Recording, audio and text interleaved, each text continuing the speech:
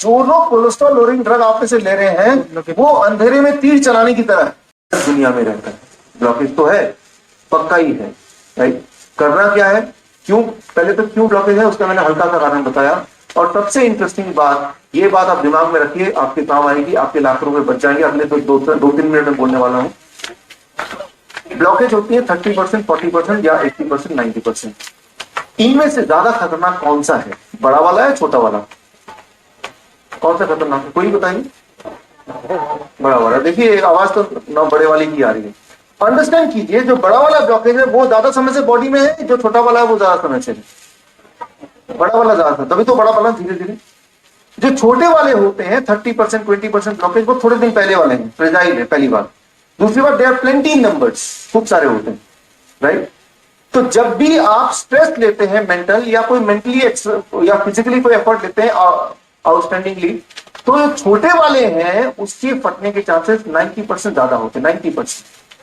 दुनिया भर में देखा गया है, वर्ल्ड का अगर आप वो करें, 90% of the heart attack cases are because of 20 to 30% blockage, and 10% of the heart attack cases are because of 80 to 90% blockage. Understand कीजिए इसको जरा, राइट। अब आप बताइए, अगर आप बाईपास सर्जरी के लिए जाते हैं, जो प्लास्टिक के लिए जाते हैं, तो डॉक्टर जो ब्लॉकेज को ठीक करने वाला है वो कौन से वाले ब्लॉकेज को ठीक करेगा, 30-40 वाले को ठीक करेगा या 70-80-90 वाले को ठीक करेगा? 70, क्योंकि वो एक ही है, वो बड़ा है तो दिखाई भी दे रहा है उसके माइक्रोस्कोप से, और जो 30-40 वाले वो प्लेंटी हैं, और कई बार वो उनके डायग्नोस्टिक टूल से, एंजियोग्राफी से दिखाई नहीं भी देगा, राइट। तो उसको ठीक करने का सवाल ही नहीं करोगे। अगर आपने 80-90% ब्लॉकेज को ठीक किया भी, तो भी आपके हार्ट अटैक होने के चांसेस कितने घट गए, 10% होंगे। लेकिन ऑन द अदर हैंड, उसके लिए जो सर्जिकल वो आपने प्रोसीजर अपनाया, वो उससे कई गुना ज्यादा घातक है, ना केवल फाइनेंशियली, हेल्थ वाइज। जीवन भर आप उस हॉस्पिटल के कस्टमर बन जाएंगे, आपको डिस्काउंट भी मिला करेगा, अगली बार आएंगे बोलते नहीं, आपको डिस्काउंट मिल जाएगा, आप तो पुराने कस्टमर, आप ये सोच के खुश होते मुझे डिस्काउंट मिलेगा। पहचान ठीक हो ना हो, वो दिमाग में पीछे चला गया, राइट। हमने एक्सेप्ट कर लिया कि हमें तो बीमारी रहना है, right. So what I mean to say, ये बाईपास सर्जरी, एंजियोप्लास्टी, ये प्रॉफिटेबल सर्जरीज तो है, लेकिन ये पेशेंट के लिए नहीं। और ये मैं नहीं बोल रहा हूं, ये ऑलरेडी WHO है, कॉकरोन है, हार्वर्ड है, उसमें ऑलरेडी ये आ गया है। 2006 में इन दोनों सर्जरी को ऑब्सोलीट बता दिया था। ऑब्सोलीट मतलब कि इसको प्रयोग में ना लाया जाए। लेकिन डॉक्टर भी क्या करे, 40% जो हॉस्पिटल जहां कार्डियोलॉजी डिपार्टमेंट है, 40% the revenue comes from these two surgeries, and 60% revenue comes from rest of the things. बाकी और जिस दिन ये दोनों सर्जरी बंद कर दिया हॉस्पिटल ने, उस दिन उनका जो इकोनॉमी में हो गया, that is the problem with them. तो माय सिंपैथी वाली है, लेकिन एक बात तो ध्यान रखना पड़ेगा, 1940 तक गुलाब नहीं बना। सो इसको समझने के लिए थोड़ा give you one example. Cholesterol 1953 से पहले किसी को कोलेस्ट्रॉल की कोई बीमारी नहीं थी। 1953 से पहले ये जो कोलेस्ट्रॉल की बीमारी आई कहां से, ये बड़ा ही इंटरेस्टिंग साइंस है। बीमारी को बनाने की एक इन्वेंशन की एक कला, इसे कहते हैं डिजीज मॉन्जरिंग। 1895 की बात है, एक सर्जन थे, उनका नाम था जोसेफ लिस्टर। उनकी एक कंपनी थी, फ्लोर क्लीनर की कंपनी, और साथ में सर्जरी भी करते थे। सर्जरी का धंधा भी नहीं चलता और फ्लोर क्लीनर का तो बिल्कुल नहीं चलता। उन्होंने क्या किया, फ्लोर क्लीनर पे जो बनाते थे उसको उन्होंने डाइल्यूट करके बोतल में डाला, माउथ क्लीनर बना दिया, और ये उन्होंने प्रमोट किया, इसको अगर आप कुल्ला करेंगे तो आपकी मुंह की बदबू हट जाएगी, कुल्ला करेंगे मुंह की बदबू हटाएंगे। 5 साल उन्होंने प्रमोट किया, पब्लिसिटी की, नोबडी इंटरेस्टेड। मुंह की बीमारी, कोई बीमारी तो थी नहीं उस वक्त। उनके दिमाग में बात आई 2002 या 3 में, सॉरी 1902 या 3 में, कि इस बीमारी का नाम रखा जाए। उन्होंने नाम रखा हेलिटॉक्सिस, और डॉक्टर ने लिखना शुरू कर दिया, आपको हेलिटॉक्सिस है, आपको दवा ये लेनी चाहिए। और उन्होंने अपना वो जो प्रोडक्ट है उनका नाम, उस प्रोडक्ट का नाम है, अपने नाम से रखा, डॉक्टर लिस्टर ने लिस्ट्रीन। नाम सुना आपने? जिन लोग स्माइल कर रहे हैं वो सब यूज करते हैं। सो लिस्ट्रीन, और उन्होंने ये प्रमोट कर दिया, लिस्ट्रीन नहीं लेंगे तो हेलिटॉक्सिस हो जाएगा। आपको हेलिटॉक्सिस हुआ है, लिस्ट्रीन लेना। जैसे डॉक्टर बोला यू आर सफरिंग फ्रॉम हेलिटॉक्सिस, बताओ क्या करना है, राइट। सो मुंह की बदबू कोई बीमारी नहीं है, हेलिटॉक्सिस बड़ी बीमारी है, जबकि दोनों सेम ही चीज है, राइट। तो आप देखिए, तब से लिस्ट्रीन और आज भी लिस्ट्रीन, जबकि इन रियलिटी वो मुंह की बदबू भी नहीं दूर कर, वो आपके दिमाग के जो अंदर एक है सेटिस्फैक्शन, उसको जरूर ठीक करता है, राइट। तो that is called disease monitoring, एक बीमारी को इन्वेंट करना। ये पद्धति तब शुरू की थी उन्होंने, और आज उसके बाद कई सारी बीमारी इन्वेंट हुई, उनमें से एक है कोलेस्ट्रॉल। यूनिवर्सिटी ऑफ मिनेसोटा ने प्रूव कर दिया दुनिया में कि जिनके बॉडी में ज्यादा फैट जाता है वो ज्यादा वो हार्ट डिजीज होता है। मोर कोलेस्ट्रॉल मोर हार्ट डिजीज। 1953 में ये हो गया कि कोलेस्ट्रॉल कम करो, बीमारी कम करो, हार्ट डिजीज कम करो। तो कोलेस्ट्रॉल कम करने के लिए कोलेस्ट्रॉल लोअरिंग ड्रग, स्टैटिन वगैरह लो। डब्ल्यूएचओ ने देखा कि जो लोग, दो लोग है, दोनों की कोलेस्ट्रॉल बढ़ी हुई है, एक ने स्टैटिन लिया कोलेस्ट्रॉल लोअरिंग ड्रग, एक ने नहीं लिया। पूरे दुनिया में यह देखा गया कि जिन लोगों ने स्टैटिन लिया यानी कोलेस्ट्रॉल लोअरिंग ड्रग लिया, उनका कोलेस्ट्रॉल तो घट गया, लेकिन उनके मृत्यु के चांसेस 47% बढ़ गए, 47% बढ़ गए। डब्ल्यूएचओ ने 1980 में फैसला किया, हम ऐलान कर देंगे कि कोलेस्ट्रॉल को घटाने की कोई जरूरत नहीं।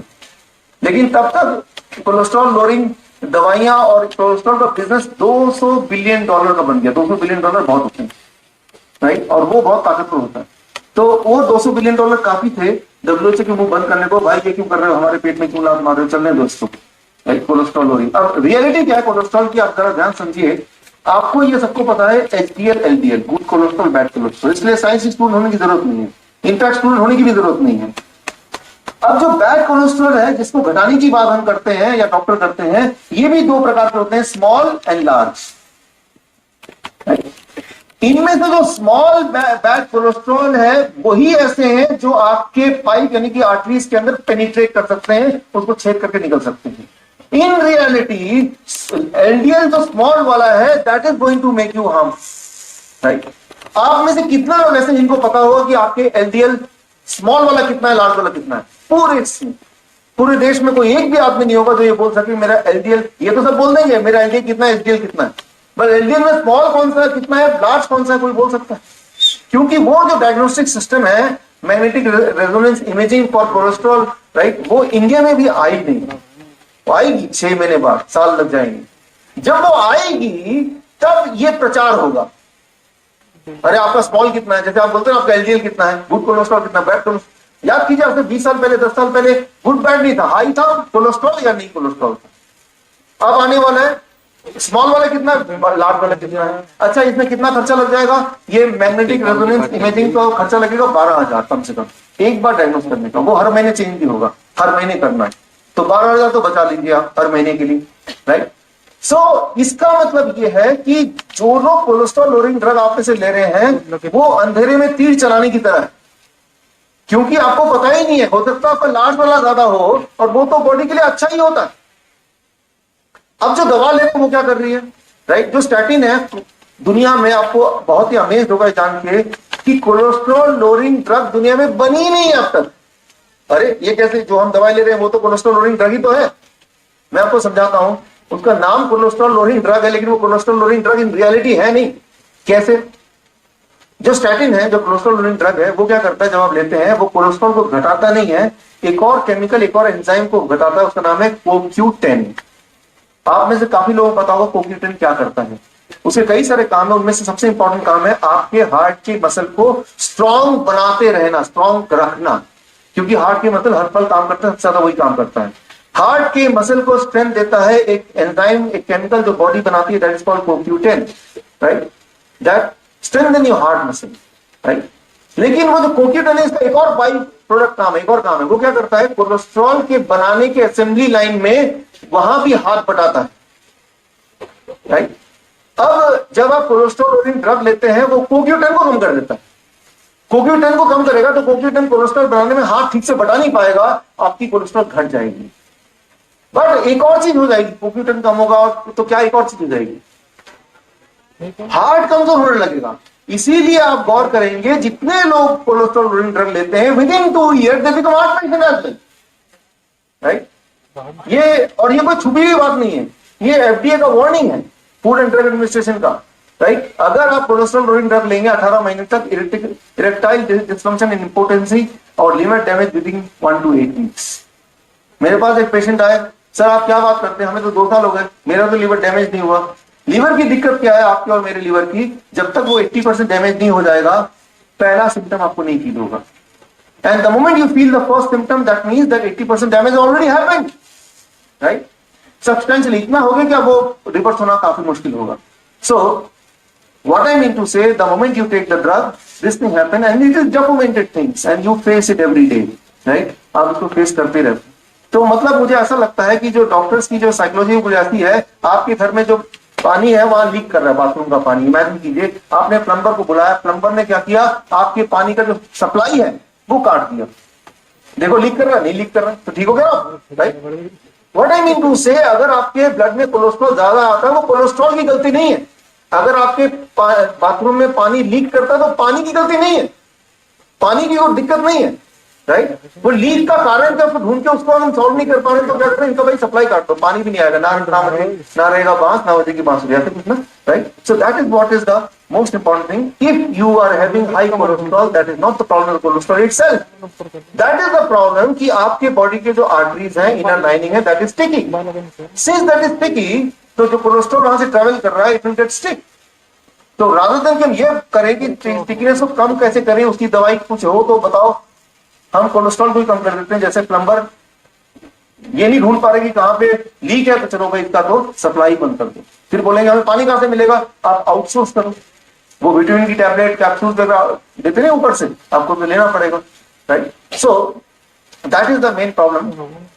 Now the important thing is, मैंने आपको थोड़ा थोड़ा एक्सप्लेन किया किस तरह से बीमारी होती है और किस तरह से हम चुंगल में फंसते हैं. Now the question is how to come out of the whole thing.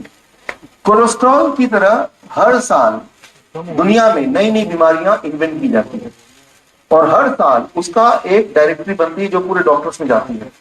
मेरे पास भी आती है, मेरे पास थोड़ा पहले आ जाता है, तो ताकि मैं आपको बता पाऊं, उस तरह के नेटवर्क मैंने बनाए हैं राइट. अभी पिछले साल कुछ नई बीमारियां आई राइट. उनमें से एक बीमारी इन्वेंट की गई थी, नई बीमारियां राइट. उनमें से एक बीमारी का नाम है ऑब्सेसिव शॉपिंग सिंड्रोम. ऐसे लोग जो ज्यादा शॉपिंग करते हैं बीमारी. उसे एक दवा भी आई है, किसी को चाहिए तो बताना. उसको वो दवा दे देंगे, 2-4 दिन तो नहीं वो शॉपिंग करेगा. फिर एक और बीमारी आया है एक्सेसिव इंटरनेट डिसऑर्डर. बार बार क्या है मेल, देखो जरा 2 मिनट में क्या है मेल. उनके लिए भी दवा आई, किसी को चाहिए तो बताना होगी. व्हाट आई मीन टू से, ह्यूमन बिहेवियर को एक नाम दे दिया गया और उसको बीमारी का टैग दे दिया गया और उसको एक डॉक्यूमेंट करके राइट, एक ऑफिशियल एक सर्कुलर बना दिया गया. And now we are chasing that figure कि हमें तो वो बनना है राइट. जबकि इन रियलिटी ये सब तो कोई बीमारी ही नहीं है राइट. सो इंसान, मैंने आपको बताया था 16,000 तरह से बीमार पड़ सकता है. 16,000 टाइप हो गया एज मेनी एज दैट. तो बीमारी की बात ना करके हम ये बात करें कि हम कैसे बिना किसी दवाई की हेल्दी रहें और अगर हम बीमार हैं तो कैसे उस चुंबल से बाहर आ जाए. That is the most important thing. That is what we are going to understand now. अब मैं जो बताने जा रहा हूं ये सोल्यूशन की बात बता रहा हूं, अब तक से प्रॉब्लम की बात बता रहा हूं. सोल्यूशन ये 1970 की बात है.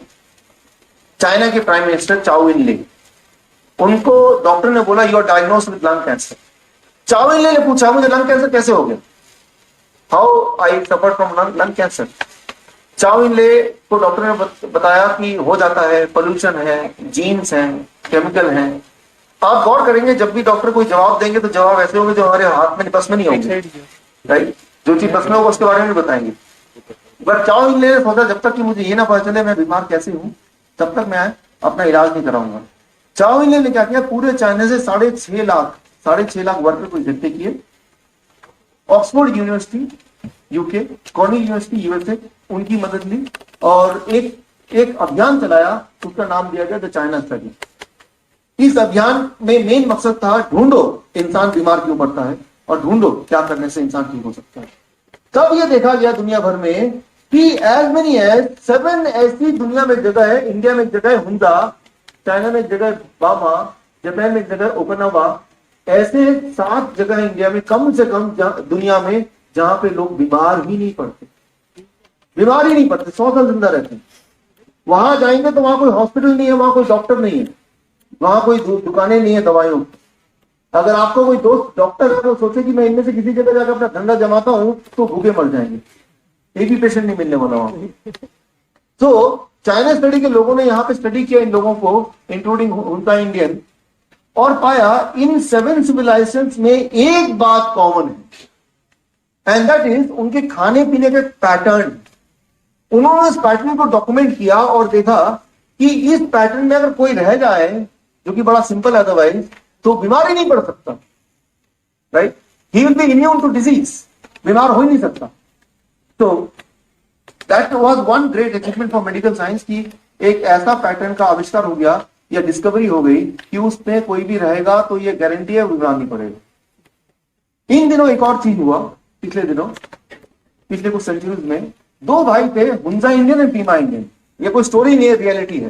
दो सिविलाइजेशन थे, हुंजा इंडियन, पीमा इंडियन, और दोनों दुनिया में वर्ल्ड के हेल्थीएस्ट सिविलाइजेशन में से गिने जाते थे। लेकिन 19वीं शताब्दी के आसपास पीमा इंडियन ने सोचा कि हम हुंजा के साथ नहीं रहा करेंगे, will not stay with Hunza Indians, हम इनसे दूर चले, अमेरिका चले जाएंगे, बसेंगे, अरिज़ोना के पास वो बस गए। लेकिन तब भी उनका वही सारा कुछ सिस्टम था जो उन्होंने पहले किया हुआ, the same system they used to follow, right? उनका वही खाना था, वही खेती बाड़ी करते थे। 1960 तक Pima Indian they were healthy. 1960 में यूएसए की सरकार ने पीमा इंडियन को बोला, अपना जमीन वगैरह हमें दे दो, हम यहाँ फैक्ट्री लगाएंगे, बदले में आपको पूरे जीवन भर खिलाएंगे बिठा के, आपके आने वाले जनरेशन को हम जॉब भी देंगे, खिलाएंगे भी। तो ये उन्होंने प्रॉमिस किया। तो पीमा इंडियन को लगा ये अच्छा है, हमें कुछ करना नहीं पड़ेगा, राइट? उन्होंने मान लिया और खाने पीने के नाम पे यूएस की सरकार ने पीमा इंडियन को पैक्ड फूड देना शुरू कर दिया। वही जो आप खाते, नूडल, मैगी, बर्गर, शर्गर, वो देना शुरू किया। विद इन 10 ईयर्स, 10 साल के अंदर, Pima Indian according to WHO became the most sick people of the world. अभी भी गूगल में टाइप करेंगे दुनिया के सबसे बीमार लोग, तो पीमा इंडियन आ जाएगा, राइट? वहां पे हर इंसान पेशेंट है, हर इंसान पेशेंट है, everybody is sick, everybody is diseased, Pima Indian, right? So China study के लोगों ने क्या किया, उनकी क्यूरियोसिटी बढ़ी, जैसे दुनिया के बाकी फार्मास्यूटिकल कंपनीज की भी क्यूरियोसिटी काफी बढ़ गई जब उनको पता चला कि एक ऐसा जगह है जहां पे सभी बीमार हैं, किडनी स्टोन है, ट्यूमर है, कैंसर है, डायबिटीज है, हाई बीपी है, मोटापा सबसे ज्यादा है, राइट? सो आज भी 50% ऑफ द पीमा Indian according to WHO benefited. 2012 में इसका खुलासा हुआ, अमेरिकन कोर्ट ने इस बात को साबित किया और ग्लैक्सोस्मिथक्लाइन को बिगेस्ट हेल्थ फ्रॉड सेटलमेंट के लिए $3 बिलियन का जुर्माना भरना पड़ा 2012। तो मैं ये बोलना चाह रहा हूँ कि जो मैं एग्जाम्पल आपको दे रहा हूँ ये इमेजिनेट एग्जाम्पल नहीं है, ये साबित किया एग्जाम्पल है। और 2012 2 जुलाई के जो कोर्ट के ऑर्डर्स हैं, जो पेपर्स हैं, इट इज देयर, वहां से वो paper from there only you can show it, right? अंदर, हाँ, yes, okay, yeah, thank you, keep it again. So बाद में आप देख सकते हैं कोर्ट के ऑर्डर्स। सो ये कोर्ट के ऑर्डर, और ये 2012 में यूएस की कोर्ट ने पकड़ा, 2013 में चाइना की कोर्ट ने ये पकड़ा, 2014 में अभी, राइट, पोलैंड के कोर्ट ने इस बात को पकड़ा, स्मिथक्लाइन, ग्लैक्सोस्मिथक्लाइन के लिए। और ये सिर्फ एक कंपनी की बात नहीं है, टॉप 10 कंपनी। आप चाहे तो गूगल आजकल के तारीख में गूगल से आप देख ही सकते हैं सारा कुछ, right? You have to be your own doctors, आपको अपना डॉक्टर बनना पड़ेगा। अगर आप सोचते हैं कि मेरे हेल्थ के लिए वो डॉक्टर रिस्पॉन्सिबल, वो डॉक्टर रिस्पॉन्सिबल नहीं है। You have to be your own doctor. आजकल आप देखेंगे सबसे बड़ा बिजनेस है दवाइयों का बिजनेस। कितना बड़ा बिजनेस है? केमिस्ट के शॉप खुलते हैं, बंद होते हुए नहीं देखे होंगे।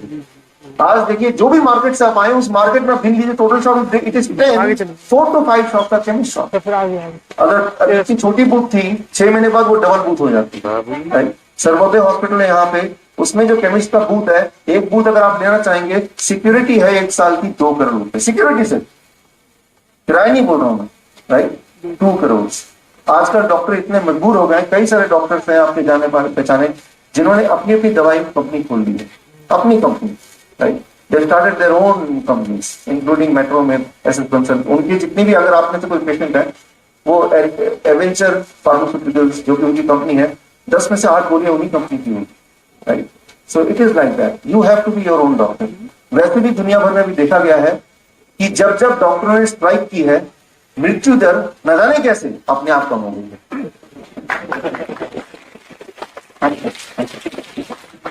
According to Oxford journal, mortality rate goes down whenever doctor go on strike. दुनिया भर में, इंडिया में भी आपको याद होगा 1 मार्च से लेकर 7 मार्च तक स्ट्राइक हो गए थे डॉक्टरों के, याद है आपको? अभी, राइट? हम हड़ताल कर देंगे, हम काम नहीं करेंगे। कानपुर से स्ट्राइक शुरू हुआ, करीब 84 हॉस्पिटल्स, गवर्नमेंट, प्राइवेट क्लिनिक और नर्सिंग मिला के स्ट्राइक में पार्टिसिपेट किया। एम्स ने भी बाद में पार्टिसिपेट किया था। वहां से चली गई और अखबार में लगा 30 लोग मर गए, 30 लोग मर गए, 30 लोग मर गए। जब तो स्ट्राइक था तब 5 दिन में 84 या 83 हॉस्पिटल में 30 लोग मर गए, और अब जब स्ट्राइक नहीं है तो उसी 5 दिन में उतने हॉस्पिटल में 1500 लोग मरते, 1500 लोग मरते। कभी भी जाकर देखिए, खुला चैलेंज, राइट, 1500, राइट। तो दवाइयों के बिना जितने लोग नहीं मरते उससे कई गुना ज्यादा लोग दवाइयों के साथ मरते हैं, right. That is one important thing. I strongly feel 1947 तक देश अंग्रेजों का गुलाम था, आज देश अंग्रेजी दवा का गुलाम है। So we have to together come out of it. हम सभी को इससे बाहर निकलना पड़ेगा, और आज का एंड ऑफ इलनेस का जो प्रोग्राम है इसी सिलसिले में आगे बढ़ने के लिए है।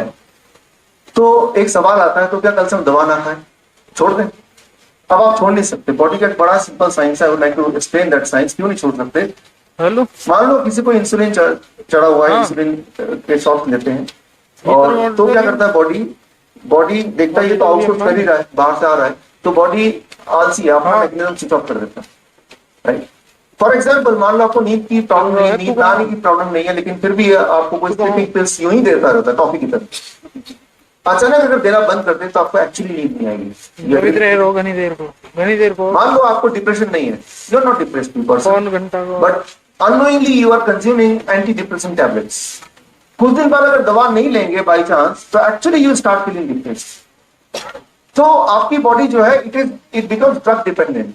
When you give the body a particular drug for a particular brief period of time, for the lifetime you become drug dependent. That is one important interesting thing about the drug.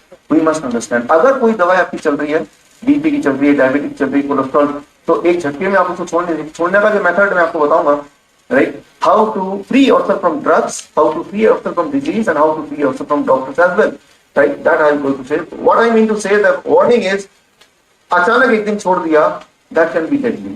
इसलिए नहीं कि दवा आपको help कर रही है जीने में, बट इसलिए कि बॉडी का एक अपना मैकेनिज्म सिस्टम भी है, वो डिपेंडेंट हो जाता है। फॉर एग्जाम्पल, मान लीजिए यहाँ पे टेबल है, इमेजिन कीजिए मैं टेबल को पकड़ के खड़ा हूँ, आपसे बात कर रहा हूँ उसके सहारे से, बिना मुझे वार्निंग दिए कोई अगर टेबल खींच ले, देयर इज चांस कि मैं एकदम गिर पड़ूंगा। इसका मतलब ये नहीं कि मेरे पैर में शक्ति नहीं कि मैं अपने आप में खड़ा हो सकूं। इसका मतलब ये है कि मैं निर्भर हो गया था उस पर, और अचानक उसको बिना वार्निंग दिए किसी ने खींच लिया। तो बॉडी को बताना पड़ेगा आपको कि भाई आज से डायबिटीज की दवाई देना मैं बंद करने वाला हूं। पहले आपको वार्निंग देनी पड़ेगी, तो आपका जो ब्रेन है वह उसके ब्रेन की तरह उसको अंडरस्टैंड करेगा, राइट, एंड देन वो स्टार्ट करेगा। But how to do it, ये कैसे करना है, right, that is what we are going to understand today. यही हम यहाँ पे आज समझने चाहते हैं, राइट। इस आज के इसका सिर्फ एक ही मकसद है कि we should be free of all the drugs, right, we should be free of all the drugs. इंसान 16,000 तरह से बीमार पड़ता है, 16,000 तरह से। ऐसी बीमारियां जो बाकी एनिमल को कभी नहीं होती। इंसान एक ऐसा जानवर जो बीमारी से मरता है। कभी सुना आपने बिल्ली हार्ट अटैक से मर गई? Unusual. Sharma ji heart attack चल रहे थे, ये एक्सेप्टेबल है। हम शर्मा जी जब कल मिले थे बड़े हेल्दी लग रहे थे, but it acceptable, right. First फरवरी की बात है, ऐसे ही एक मेरा लेक्चर था, ये तो सिर्फ 1-8 घंटे का है, वो तो 6 दिन का था, रोज 4 घंटे हेल्थ वर्कशॉप। बारामती एक शहर है, वहां पे वसंत राव साठे ऑडिटोरियम है, नाट्यगृह है। इसी तरह से सैटरडे का दिन था, सुबह का, और जब मेरा ट्रेनिंग चल रहा था साथ में एक प्लेग्राउंड था, वहां से शोर आ रही थी। जितनी बार वहां पे क्रिकेट मैच का छक्का लगता, एक गाना वो ऑन कर देते और बड़ा डिस्टर्बेंस यहाँ पे आ रहा। मैंने ऑर्गेनाइजर से पूछा भाई ये कब तक चलेगा, उन्होंने बोला कि 6 दिन तक चलेगा। मैं समझ गया कि अगले 5 दिन भी इनको झेलना पड़ेगा। लेकिन अगले दिन संडे था, 2 फरवरी की, when I came I realize there was a pin of silence. कोई क्रिकेट मैच नहीं चल रहा। मैंने पूछा कि वो क्या हुआ 6 दिन का, अभी तो एक ही दिन हुआ था। तो उन्होंने बोला कि Baramati tigers and Pune Royals के बीच में मैच चल रहा था, बड़ा प्लेग्राउंड था, उसमें Baramati tiger they won the match, वो क्रिकेट मैच जीत गए। उसमें जो मैन ऑफ द मैच मिला mister Raj, right, man of the match mister Raj को मिला। मैन ऑफ द मैच जब मिला, वो लेके इतने खुश हुए, एक्साइटमेंट में, ऑन द ग्राउंड उनका हार्ट अटैक आ गया, ही डाइड, मृत्यु हो गई। क्योंकि मैं उस शहर में था, मेरी इच्छा हुई जानने की कैसे हुआ, क्या हुआ। I went deep inside, right. मैं उनके घर वालों से मिला, उनके परिवार में उनकी वाइफ थी, बच्चा था, राइट, सारा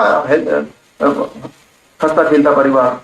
तो मैंने पाया कि वो जीवन भर वो स्पोर्ट्स पर्सन रहे थे। 31 ईयर्स उनकी उम्र थी, उनके वीडियो से पता चलता है। और क्योंकि वो क्रिकेट के खिलाड़ी थे, वो बड़े हेल्थी थे, बड़े फिट थे, राइट। तो कभी कोई नशा, कभी शराब या नॉनवेज कुछ भी नहीं था। He died of heart attack. At least दिखने में इतने हेल्थी थे, शायद हम में से शायद ही कोई उससे मैच कर पाता होगा। What I mean to say, we cannot take health for granted, right? तो लेकिन ये हुआ कैसे, पहली बात। और क्या हम ऐसे अनफोर्चुन चीजों को हम अवॉइड कर सकते हैं, ओवरकम कर सकते हैं क्या कोई तैयारी कर सकते हैं? पहला क्वेश्चन का पहला जवाब, ये हुआ कैसे। फिर आज हम क्या करें ताकि वो नौबत हमारे साथ तो ना आए, राइट। तो कैसे हुआ ये बताना अपने लिए बहुत जरूरी है, क्योंकि जब तक हमें हमारी गाड़ी खुद की नहीं चोरी होती, हमें लगता है कि चोरी तो किसी और की गाड़ी होती होगी। और एक बार हमारी कोई चीज गुम होती है तो दिमाग में आता है एक बार मिल जाए, अगली बार से मैं ध्यान रखूंगा, राइट। तो वो अगली बार ही आई ये बात, राइट। तो I am going to share what happened exactly. ये बात जरा ध्यान सुनिए, बिकॉज ये आपको अप्लाई करना है अपने लिए, अपने बच्चों के लिए। आपका जो बॉडी है, मेरा जो बॉडी है, इसमें पाइप्स हैं, ब्लड वेसल्स हैं, कैपिलरीज हैं, आर्टरीज हैं, वेन्स हैं, जिसके थ्रू ब्लड फ्लो होता है exactly in the same manner जैसे आपके शहर में पानी के नीचे पाइप्स है जिसके थ्रू हर घर में पानी जाता है। इमेजिन कीजिए हर घर जो है वो अपने आप में बॉडी के हर सेल्स जहां पानी पहुंचता है। अब इमेजिन कीजिए एक ऐसा घर है पूरे शहर में जहां पानी तो टंकी मेन से तो पानी आ रहा है लेकिन उस घर में नहीं पहुंच रहा, तो कारण क्या होगा? उस घर वाला जो रास्ते वाले पाइप है उसके बीच में कोई ना कोई ब्लॉकेज होगा, राइट। लेकिन कौन से वाले घर में, यहाँ पे मान लो 10,000 घर है फरीदाबाद में या 50,000 घर हैं, कौन से वाले घर में और कौन से वाले पाइप में ब्लॉक होगा अभी आपको तब तक नहीं पता चलेगा जब तक कि एक्चुअली ब्लॉक ना हो जाए। ये तो समझते हैं, राइट। सो लेकिन अब इमेजिन कीजिए जिस घर में ब्लॉक है वो आप ही का घर है। अब इमेजिन कीजिए क्या क्या प्रॉब्लम्स होंगी आपको, राइट। अगर पानी नहीं आ रहा तो what all problem you can face. Now you can associate, आपके बॉडी में भी 100 बिलियन सेल्स हैं। एक सेल एक घर की तरह है, और जैसे वो पानी आता तो वो ब्लड जहां नहीं पहुंचेगा तो ब्लड की नहीं पहुंचने से न्यूट्रिएंट नहीं पहुंचेंगे, ऑक्सीजन नहीं पहुंचेगी। इवन हम पानी से और क्या करते हैं, वेस्ट को बाहर निकालते हैं, धोते हैं घर को, राइट। बहुत सारी चीजें उस वाले सेल्स को यानी कि उस वाले घर को नहीं मिलेगी। तो वो वाला सेल यानी कि वो वाला घर it will start dying, right. लेकिन वो घर कौन सा वाला हो सकता है, क्या कोई बता सकता है? अगर वो वाला घर बॉडी के किसी भी पार्ट में होगा, आपको कैसे पता चलेगा? उस पार्ट में दर्द होना शुरू कर हो जाए, राइट। बट इफ वो वाला घर happens to be your heart, तो दर्द नहीं होगा, हार्ट अटैक आ जाएगा, राइट। तो वो कहीं भी हो सकता है। If it is happens to be your brain, तो ब्रेन स्ट्रोक आ जाएगा। ब्रेन स्ट्रोक आने से क्या कि बॉडी का आधा हिस्सा काम करना बंद, एक हाथ नहीं काम करेगा, एक पैर नहीं काम करेगा, आधा राइट जीभ नहीं काम करेगा, राइट। तो इसलिए ब्रेन स्ट्रोक, हार्ट अटैक हमें ज्यादा तंग करते हैं बिकॉज उसका जो कॉन्सिक्वेंसेस ज्यादा होता है इन कंपैरिजन टू बॉडी किसी और का। तो जो ब्लॉकेज है it can be anywhere in the body. जैसे पूरे जो फरीदाबाद के जो पाइप सिस्टम है कहीं ब्लॉकेज हो सकता है किसी घर में, लेकिन अब वो मंत्री के घर में हो गया, सॉरी तो अखबार के थ्रू सबको पता चल जाएगा, राइट। आपके मेरे घर में हुआ तो नहीं भी पता चलेगा, काम चला देंगे, राइट। तो ठीक उसी तरह से कि अगर वो मंत्री हार्ट है या ब्रेन पता चलेगा, अगर होगा तो वो हार्ट अटैक आएगा, ब्रेन स्ट्रोक आएगा, तो वो ज्यादा खतरनाक हो जाता है, राइट, बॉडी के केस में। अब ब्लॉकेज क्यों होता है और क्या हम करें ब्लॉकेज ना हो, ये दोनों चीज जानना आपको जरूरी है। जरूरी इसलिए ज्यादा है क्योंकि ये दोनों चीज कोई बताएगा नहीं आपको, कोई डॉक्टर नहीं बताएगा। मैं देखता हूं, मेरे पास लिस्ट है, राइट। इंडिया के जो कार्डियोलॉजिस्ट हैं, अबाउट 70% कार्डियोलॉजिस्ट का डेथ का कारण है हार्ट अटैक। तो खुद ही उनके, राइट, जो जिसका इलाज करते हैं उसी से उनकी डेथ हो रही है, तो वो आपको क्या क्या इलाज करेंगे? ब्लॉकेज का मेन कारण दुनिया भर में मैंने जहां जहां मैं गया हूं, Kuwait medical association, Vietnam medical association, Abu Dhabi medical, हर जगह मैंने जो देखा है ब्लॉकेज का मेन कारण अमंग इंडियंस। आप याद रखिए पूरे दुनिया में 60% जो हार्ट डिजीज है वो भारतीयों में होते हैं और बाकी 40% पूरे दुनिया में। Try to understand, I repeat, WHO का रिपोर्ट कहता है अगर 100 लोग हार्ट अटैक से आज मरते हैं, 100 में से 60 लोग भारतीय हैं और 40 लोग rest of the world together. तो हम लोग कुछ तो खास करते होंगे। What is that? ब्लॉकेज का मेन कारण है, the main reason of the blockage is आपके जो आर्टरीज हैं, आपके मेरे हमारे आर्टरीज हैं, आर्टरीज के इनर लाइनिंग जो है वो चिपचिपा हो जाती है थोड़े दिन में, right. Is there a train? अच्छा वो 20 तो वहां से। तो ये कैसे काम करता है ये जानना बेहद जरूरी है आपके लिए, इसीलिए तो हम यहाँ पे हैं वैसे।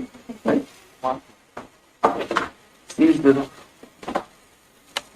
now try to understand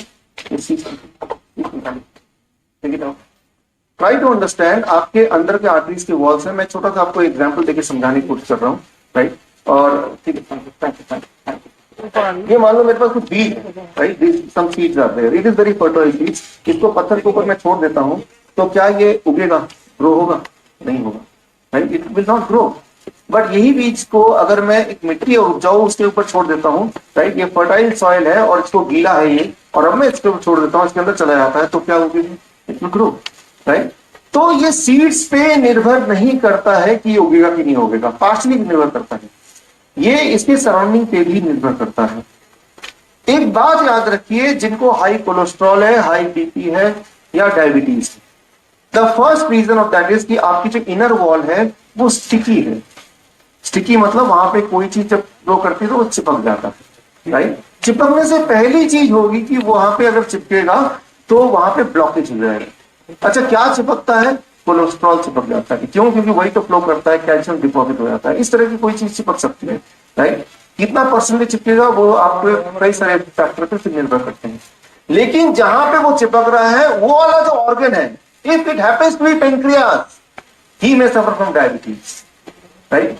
So if it happens to be the other important muscles, it can be arthritis.